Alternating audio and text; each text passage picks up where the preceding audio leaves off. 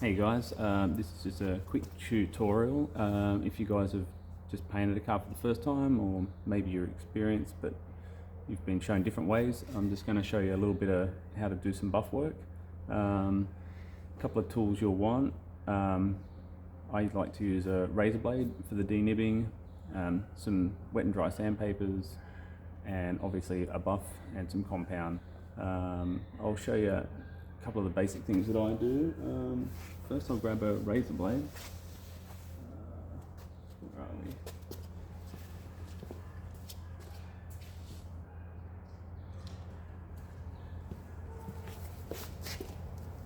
I like to use one of these razor blades. Nice and flat, okay, rather than the pointy ones on the sides. I like to keep it nice and straight like that. And then if you haven't done this before, it's a good idea to put a little bit of masking tape on the ends. I generally don't do this, but sometimes you might get into a tricky spot where there's a bit of a shape in the panel and you don't want those corners to dig in. That'll wreck the whole paint job. So you can just put a little bit of tape and just fold it over the end, and you can do that to the other side as well. Just tape it over the end, and that'll just give you a little bit of protection. It's going to have to wear through that tape before it scratches. Okay, so if we find a bit of dirt, I'll just run the blade flat over it. Okay, I'm not trying to like dig in with the corner or anything. I'm going to hold it. Say that's the panel. I'm going to hold it like this and just, or like that, and just scrape along it. So let's try that.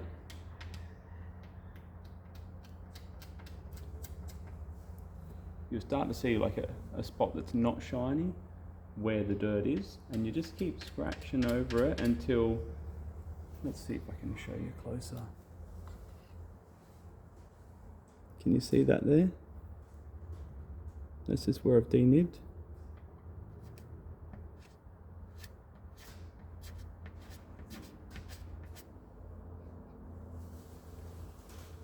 Just so it looks like that. It's a bit blurry, but you can get the idea. Let me see.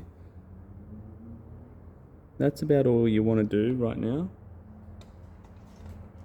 until you get to, we'll then use sandpaper to finish that off. You don't want to go too crazy on it. You just want to get it until it feels and looks flat. Okay, I'll just do this little spot just so you can get a quick idea. Next step is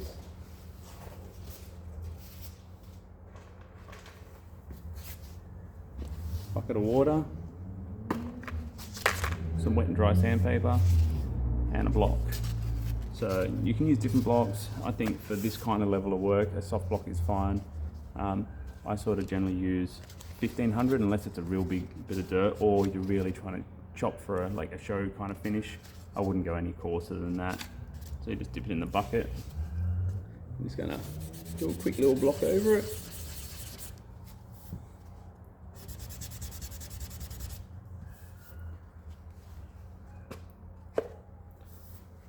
Now you can see, you can't see any of the denib mark. It's completely flat there, okay? So that's when you know. Sometimes you'll see like a little bit of the denib mark, like it's not completely matted off. You'll see a little shiny bit. It's not completely blocked out. You're gonna have to do more work. Next step, because I've used the 1500, I'm just gonna jump straight to 5000 pad, and that'll give me a nice finish to buff with. It'll be really quick to buff. So these come in like a shape where you can just throw it on like a 150mm orbital sander, but if you don't have a clean orbital sander, it's going to shake all the dust out of there and just scratch the paint. So I just do it by hand too. Just do a quick little bit.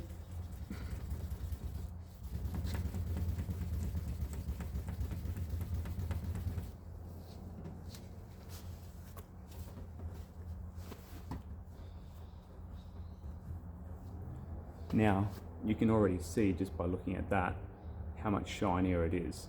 You just made real easy work for yourself with the buff now. So the next thing, buff. Don't use a, what do you got? You've got the orbital sander kind of buffs. They're good for removing swirl marks. I like a traditional kind of buff to do the hard work.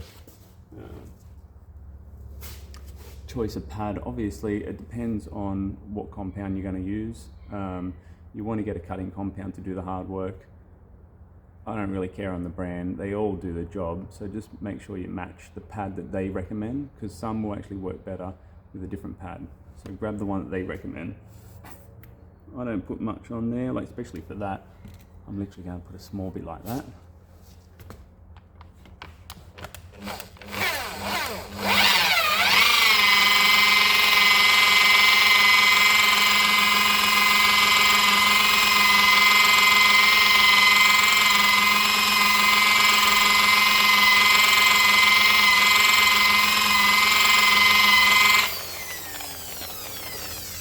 Sorry if I shook the camera there, pulled on the cord. So there you can see.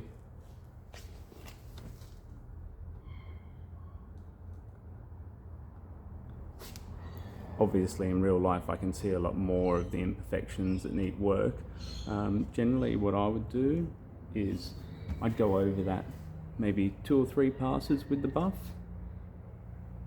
add a little bit more compound, do another 2 or 3 passes over it, just taking time. You want to get some warmth into that panel so really get those scratches out. You don't need to put heaps of compound on there. That's not going to solve the problem. You're just going to flick it all over the car. So just work little bits at a time and you'll get it all nice. If you want to do a show kind of finish, you can chop the whole panel back with the 1500 on the block and then do the 5000 and then buff, and you'll get a much flatter, shinier finish. Not necessary, but so that's kind of it. If you've got any sort of questions on other different techniques that I've sort of forgotten about, or you know, you're just doing a different project altogether and you want some tips, feel free to reach out, let me know. Obviously that's only a cutting compound. I would then do a glaze, but I'm just doing a quick demonstration. So I would finish buffing the entire car with the compound, and then you can change to a different buff pad and get a glazing one, or like a swirl remover, whatever you want to. They have different names on the different brands, but a finer one. And then I use that rotary orbital kind of buff pad, or buff rather, and that'll help. Rather than doing this spinning action, it's actually vibrating around, and so you'll get rid of all those big scratch marks you get from the buffing. So yeah, hope that helps. Give it a go. Like I said, reach out if you've got any little things you want me to try and point you in the right direction. Let me know. All right, catch up. Thanks.